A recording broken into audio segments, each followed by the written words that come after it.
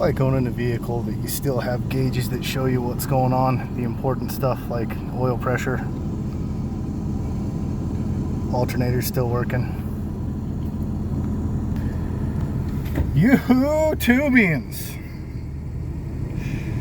This sure has turned into a video of what not to do versus a how-to, right? Oh boy, we're having fun. I'm going to show you guys all the mistakes that I make, because I'm not the only one making them, and I know it. And I'm sure not trying to come across as the consummate expert. I'm on the journey, man. I'm learning this stuff. If anything, I'm at the beginning of the path. There's some things that I know and lots that I don't. So that I was actually editing video. Part 2 of the McCulloch saga was going to come up, and going through and looking at my footage, I'm like, who is this guy and what's he doing with that metering diaphragm and that carburetor? Because that's upside down. Sure enough, I watched it a couple times and I did not go back and correct it. So after I got that carburetor back together and installed in the saw, I got it to actually run, which is a miracle in itself. And of course, it wasn't acting right. It was giving me telltale signs of an air leak. So boom, that day, Johnny on the spot, order up parts to take care of an air leak. And then I go home and edit that video. So we're gonna fix the diaphragm and see how that saw runs after that. I'm gonna laugh hysterically if I get to give brand new parts to the owner of that saw. And I'm not doing this for a living, and I'm not doing it for money. This is for a friend of a friend who traded me some saws that he no longer wanted to get this one running. So I'm not a pro, don't claim to be, don't know if I'll ever claim to be. But anyway, we're gonna flop that diaphragm around and see how she goes.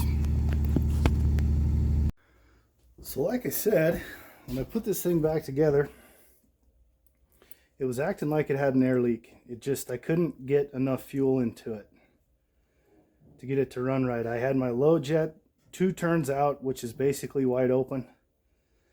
I had my idle screw turned way in.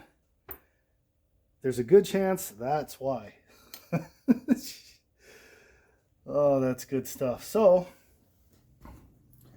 your metering lever right here is what allows fuel into this chamber to fill it.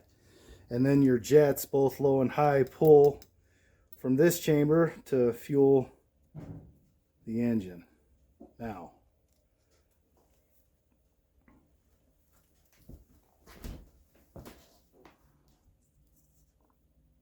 this little metal button right here, you're going to see that one of 2 ways. It's either going to be a button that just taps against your metering lever, or your metering lever is going to have a fork in the end that slides into this button. This one is the style that just taps it.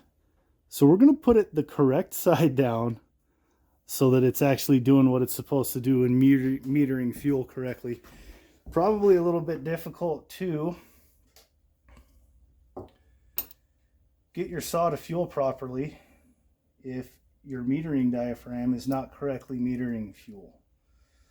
I need to do a better job of yakking at the camera and paying attention to what I'm doing.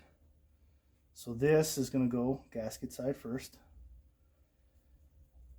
The correct side down, touching my metering lever. And you want your little index pins to pop through your gasket and the diaphragm correctly, so that everything lines up. Okay, that looks pretty good. Put our lid back on. Okay, that feels good. On this side of your carburetor, your gasket sits on the carburetor body.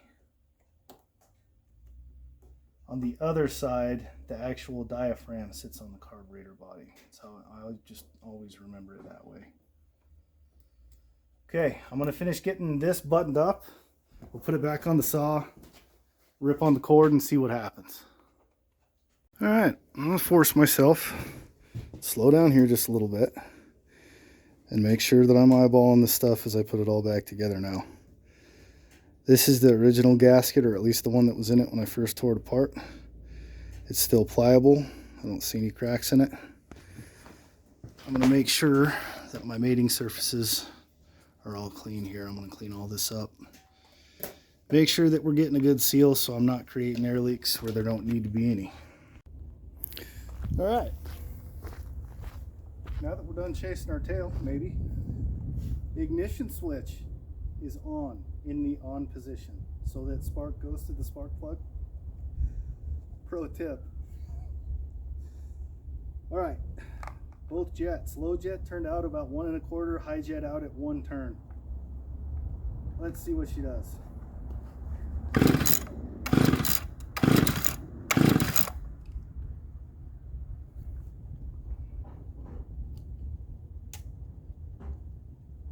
Set her at high idle.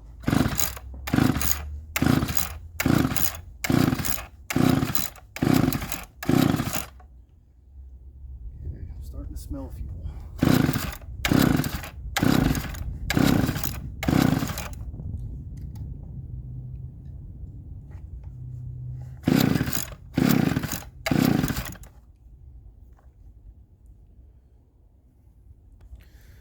I ended up pulling on this saw for way too long.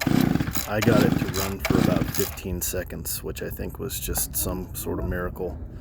I think what happened here when I incorrectly installed that metering diaphragm, I think it was holding my metering lever wide open, so it was getting enough fuel to compensate for the air leak that I'm pretty sure this saw has. So I rip and rip and rip on the cord. Nothing happens here in this video, so I think that's what was going on. I think it was getting way more fuel than it should have, which is why it ever ran to begin with, compensating for that air leak. And then when I fixed it and readjusted my metering lever correctly, it wasn't getting enough fuel to compensate for that air leak, which is why it's not running here. So our next video is going to be tearing this thing down. We're going to put new seals in it and make sure that everything's all sealed up the way it's supposed to. Another side note, off camera, I did pull the plug and it was wet, so I know there was fuel coming through the saw. Again, I just don't think that there was enough to compensate for the air leak, so we'll see what happens. I'm going to tear it down, we're going to put new seals, seal the intake side, and rip on it some more.